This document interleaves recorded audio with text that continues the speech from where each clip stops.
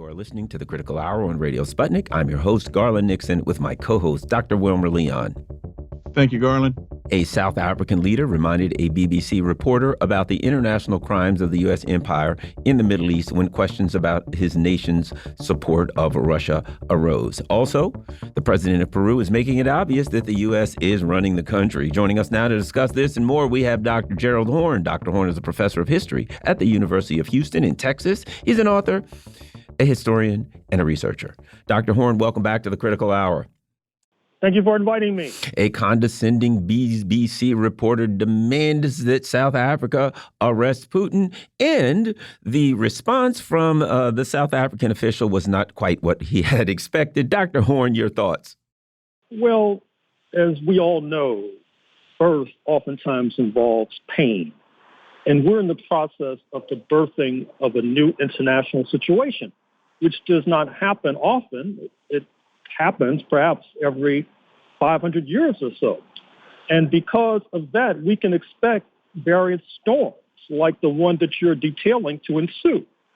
Obviously, what I'm referring to is the fact that with the rise of BRICS, Brazil, Russia, India, China, South Africa, there is a new big kid on the block, as William Burns, the head of the U.S. CIA, put it in a colloquial fashion just a few days ago. And he could have gone further to say that it's not only a new big kid on the block, but this new big kid is going to basically oust the former big kid, led by the United States of America. This will not go down easily nor go down well, because it means a reshuffling of the deck. It's a kind of musical chairs where the music is going to stop and there are going to be some left without a chair to sit in. And that would include the employer of the BBC, which we're referring to, of course, the government in London.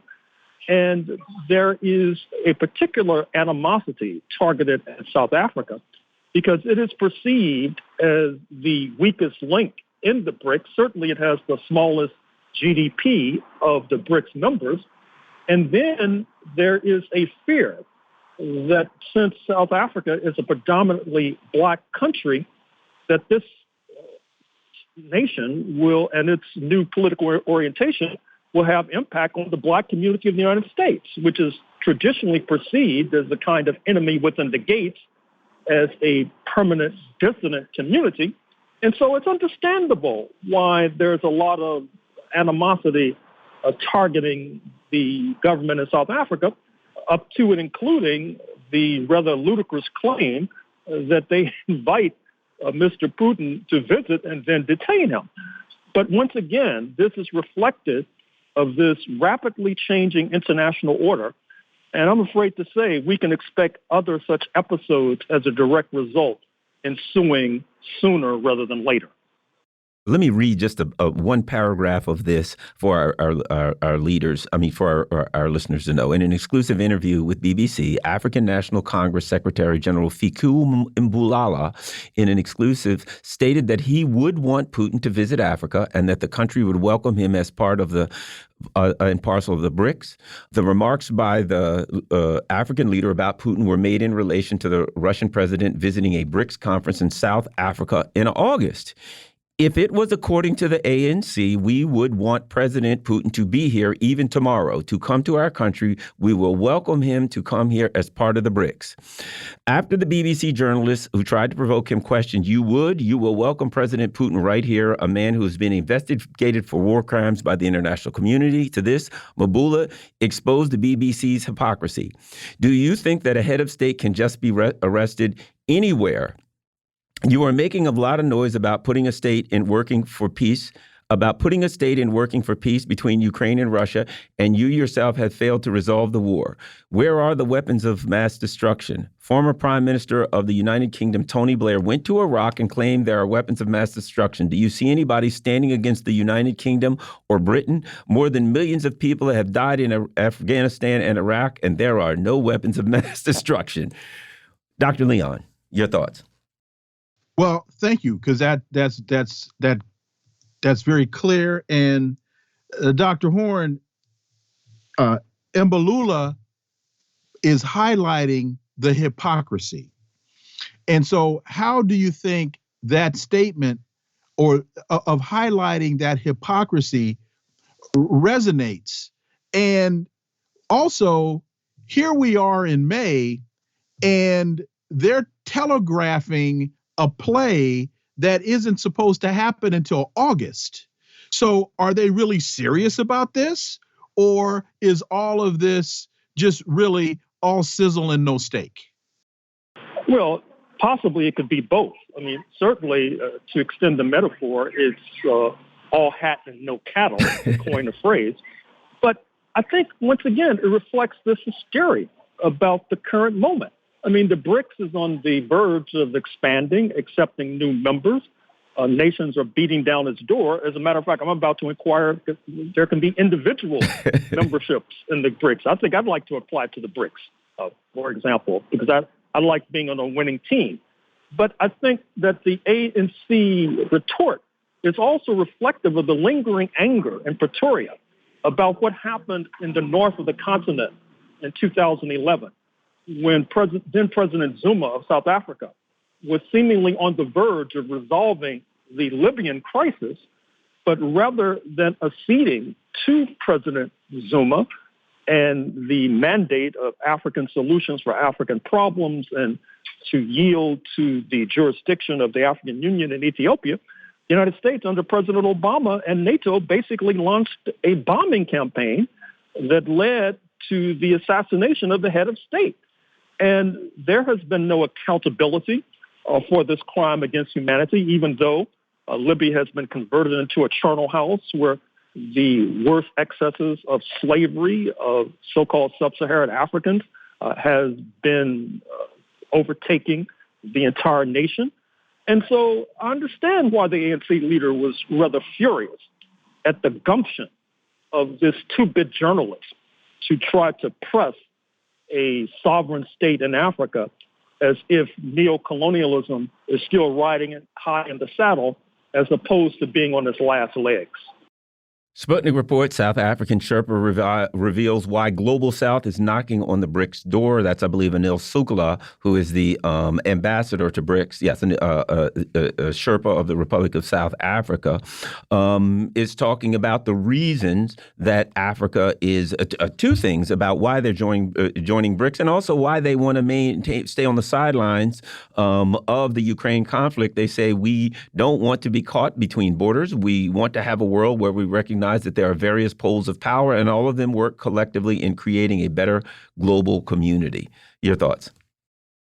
Well, what's remarkable about the current moment is, in my opinion, how so many leaders and nations that really should know better are tagging along after U.S. imperialism. Obviously, I'm referring to that remarkable statement coming out of the G7 meeting in Hiroshima, Japan, which was quite ferocious in its condemnation and castigation of the People's Republic of China, as if China is not, by some measures, already the leading economy on planet Earth, as if Germany did not have positive trade relations with China, which it does, and France is seeking the same, and yet they tagged along with this statement.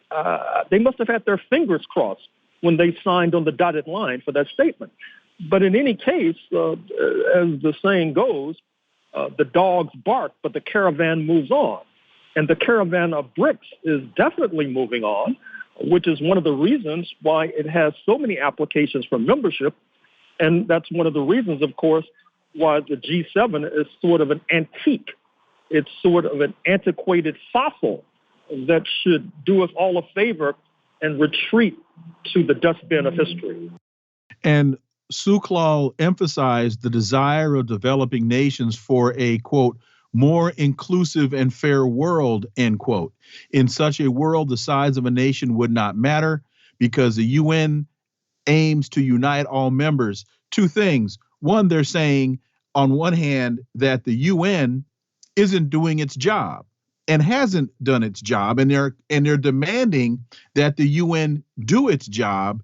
And the other thing I find very interesting about this statement is it's very consistent with the language when you listen to President Xi. That's what he talks about. more inclusive and fair world. When you listen to Putin, he talks about a more inclusive and fair world. This language is very consistent no matter what leader you listen to. They're all now singing from the same hymnal. Well, certainly the United Nations Security Council is long overdue for radical transformation. Those fossils known as Britain and France should be ousted from their permanent seats on that body. That's a relic of 1945, which has long since passed into history. And certainly there needs to be new members of the Security Council. I would include, among others, Brazil, India, and South Africa. In other words, the United Nations Security Council should basically be a mirror, a replica of the BRICS, Brazil, Russia, India, China, South Africa, facing off against Uncle Sam, which I think represents more accurately and adequately the current correlation of forces. And certainly it will provide an opportunity for the BRICS to go mano a mano against Uncle Sam, wrestle Uncle Sam to the floor until that bearded wonder cries uncle. People's Dispatch says Duarte isolates herself even further and declares López Obrador persona non grata. The Peruvian Congress declared the president of Mexico, Andrés AMLO López Obrador, persona non grata. And he's met the same fate as Colombian President Gustavo Petro. And recently we found out that Peru is going to allow U.S. troops. It sounds as though there's miscreant activity afoot, as I like to say. Dr. Horne. Well, I'm afraid so. And once again, it's reflective of our theme for today, which is how the United States and its sidekicks are not going down without a fight, without a struggle. That is to say, there was this very suspicious coup against President Castillo in Lima, Peru. And Mr. Castillo, as I understand it, is still in detention without an outcry from Washington, which tend to suggest that he was not necessarily in the good books of Washington.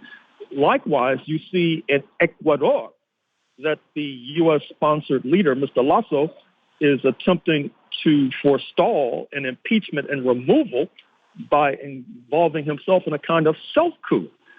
This is on top of the fact that the United States, despite saying that it needs more sources for petroleum, continues to implant punishing sanctions on Venezuela, a major source of petroleum in this hemisphere. And I'm sure I need not remind this audience about the continuing sanctions against Cuba, despite the fact that Cuba is a major source of nickel, which is a leading element that is needed for the green economy. One would think that instead of going to the four corners of the earth in search of nickel, the United States, in a saner world, would lift sanctions against Cuba and then help Cuba to develop its nickel resources. But alas, that kind of good sense and common sense obviously has escaped the thunderheads in Washington. And quickly, it's important also for folks to understand, A, that the de facto Peruvian president, Duarte, is merely the mouthpiece for United States interests. And one of the reasons why the United States is so interested in Peru is because of lithium. And the United States is trying to get its hands on the lithium market, which so far I think it hasn't been able to do in Bolivia. We've been listening with Dr. Gerald Horne. He's a professor of history at the University of Houston in Texas. He's an author, historian, and researcher.